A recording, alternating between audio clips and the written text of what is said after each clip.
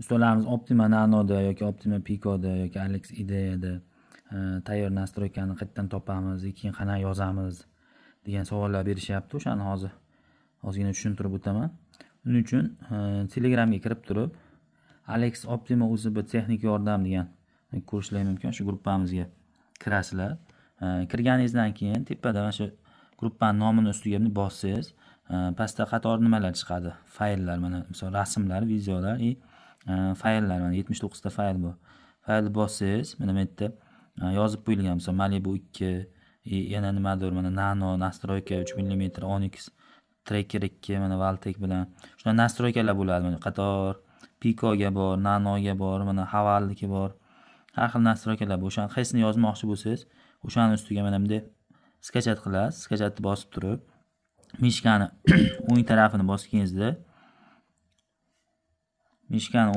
bosganingizda, hop, Перейти в сообщение deb bosasiz. Chiqdi mana. Endi buni o'ng tarafini bosib turib, mishkani o'ng tarafini bosib saqlaningiz как qilasiz. Qilganingizdan keyin birorta papkaga saqlaningiz qilib olasiz. Xohlasangiz mana hop, men рабочий stolda Optima fayllar degan papka ochib qo'yganman. Shu Optima fayllar degan papkani ochib turib, shunday bilan saqlaningizni bosib qo'yasiz. Saqlaningizni bossangiz, ana o'sha papkaga o'zi saqlaningiz bo'ldi fayl. Papkani tekshiradigan bo'lsa, mana рабочий stolda Optima fayllar kirsangiz, mana saqlaningiz bo'lgan fayl, tayyor nastroyka fayl.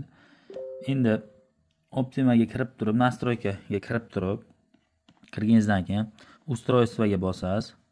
Устройствоga kirib turib, mana qarang, 1 2 3 4 5, 5-inchisi Прочесть установка из файла bosasiz. Buni zapisat emas, zapisat bu siz nastroyka qilganingizdan keyin birorta nastroyka o'zingizga yoqsa, saqlaningiz qilib qo'yish uchun zapisatni bossangiz, o'sha siz qilgan nastroykani saqlaningiz qilib qo'yasiz. O'zingiz xohlagan nomni qo'yib turib, misol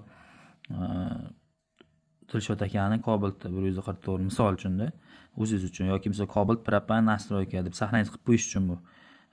Qilgan nastroykangiz tayyor fayl qilib qo'yish uchun zapisatga bosasiz. Siz tayyor faylni bunga tashlamoqchi bo'lsangiz, Прочесть установка из файлlarni bosasiz. Mana 5-inchisi устройствоga kirib turib, 5-inchisi bosganingizdan keyin mana bu oyna chiqadi. Bunda yana Прочесть настройки из файла bosganingizdan keyin sizga anaqani ochib beradi. Qayerdan topish kerakligini. Siz yana рабочий stol tanlaysiz. Chunki рабочий stolda bizda Optima fayllarga kirasiz. Mana Nano Tracker 2 nastroyka. Shu an tanlab turib, sizga kerakli nastroykani tanlab turib, открыть qilsangiz bo'ldi. Bandga o'sha siz xohlagan nastroykani tashlab beradi. Hozir bunda obadalar, o'chiq оборотlar ko'rsatmayotgan sabab mashinaga ulanmagan. Prosta kompyuterda kirib ko'rsatyapman, demo versiyada ko'rsatyapman. Men yerda o'sha demo versiyani yoqib turib ko'rsatyapman. Shunga bu yerda оборотlar ko'rsatib yoki obada ko'rsatgan yo'q, lekin shunaqa nastroykani shu tarzda tashlanadi. O'sha tayyor faylni tashlaganingizdan keyin o'sha nastroykangiz bitadi. Kalibrovkalar, kartalarni bitta ko'rib qo'yasiz.